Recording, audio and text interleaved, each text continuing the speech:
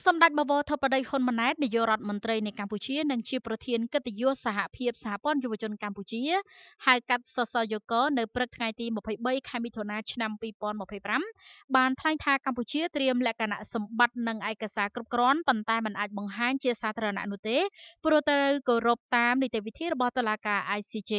ការថ្លែងបែបនេះរបស់សម្ដេចបានធ្វើឡើងในឱកាសដែលសម្ដេចអញ្ជើញជាធិបតីភាពដ៏ខ្ពង់ខ្ពស់បិទកិច្ចប្រជុំគណៈកម្មាធិការកណ្ដាលសហភាពសហព័ន្ធយុវជនកម្ពុជានៅសន្តាគារសុខាខេត្តសៀមរាប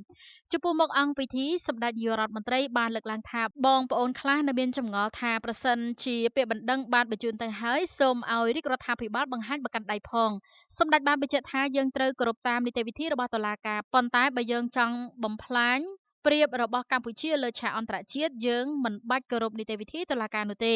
បើកាន់ដៃយើងមានលិខិតអញ្ជើញយើងមានរក្សាទុកនៅក្រសួងការបរទេសប៉ុន្តែ ICJ គេសុំយើងកុំឲ្យបង្ហាញអ្វីពាក់ព័ន្ធជាមួយមន្ត្រីគេរូបភាពមន្ត្រីគេ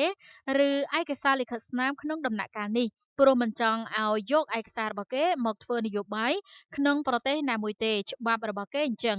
សូម្បីតែតុលាការរបស់យើងក្នុងដំណាក់កាលកំពុងដំណើរការរឿងក្តីបើមេធាវីណាមួយបញ្ចេញឯកសារជាសាធារណៈអាចចាប់គុកភ្លាមដូច្នេះយើងត្រូវគោរពនីតិវិធីនេះបើតាមប្រសាសន៍របស់សម្ដេចនាយករដ្ឋមន្ត្រីហ៊ុនម៉ាណែតប្រមុខរដ្ឋាភិបាលកម្ពុជាបានថ្លែងបន្តថារដ្ឋាភិបាលនឹងខិតខំធ្វើកិត្តិយសភាពនិងតម្លាភាពជូនបងប្អូនប្រជាពលរដ្ឋក្នុងជំហាននៃការតតាំងនេះយើងបានគិតគូរពីការដាក់ជូននៅព័ត៌មានប៉ុន្តែយើងត្រូវតែគោរពនិងមិនអាចរំលោភបំពាននៅវិធានរបស់ ICJ នោះទេបន្ថែមពីនេះសម្ដេចបានមានប្រសាសន៍ថារដ្ឋាភិបាលមានជំរឿពីរគឺទី1បង្ហាញគ្រប់ព័ត៌មានជូនប្រជាពលរដ្ឋគ្រប់ពេលវេលាទាំងអស់ដើម្បីឆ្លើយតបនឹងការចង់បានចង់ដឹងយ៉ាងអន្ទះសាររបស់បងប្អូនរបស់យើងដោយមិនគោរពវិធានរបស់តុលាការ ICJ ឡើយហើយប្រឈមមុខចំពោះ ICJ ទី2រដ្ឋាភិបាលខិតខំបញ្ជូនព័ត៌មានទៅតាមគ្រប់រូបភាពដែលអាចធ្វើទៅបានឲ្យបងប្អូនដឹងពីនីតិវិធីជំហាននៃការរៀបចំប៉ុន្តែយើងមិនអាចរំលោភទៅលើវិធាននីតិវិធីរបស់តុលាការ ICJ នោះទេបើតាមការបញ្ជារបស់សម្ដេចសម្រាប់កម្ពុជាយើងសឹកយកភាពជោគជ័យតាមរយៈតុលាការជាគោលទោះបីជាពេលខ្លះបងប្អូនអន្តរសាសក៏ដោយក៏យើងត្រូវរងចាំការបង្ហាញពីតុលាការយុត្តិធម៌អន្តរជាតិមកវិញព្រោះតុលាការនីមួយៗមិនមែនជាកន្លែងផ្ញើកង់នោះទេ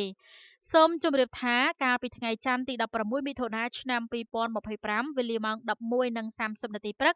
ម៉ោងនៅទីក្រុងឡាអេត្រូវនៅម៉ោង4:30នាទីល្ងាចម៉ោងនៅរាជធានីភ្នំពេញលិខិតផ្លូវការរបស់កម្ពុជាទៅកាន់តុលាការយុត្តិធម៌អន្តរជាតិ ICJ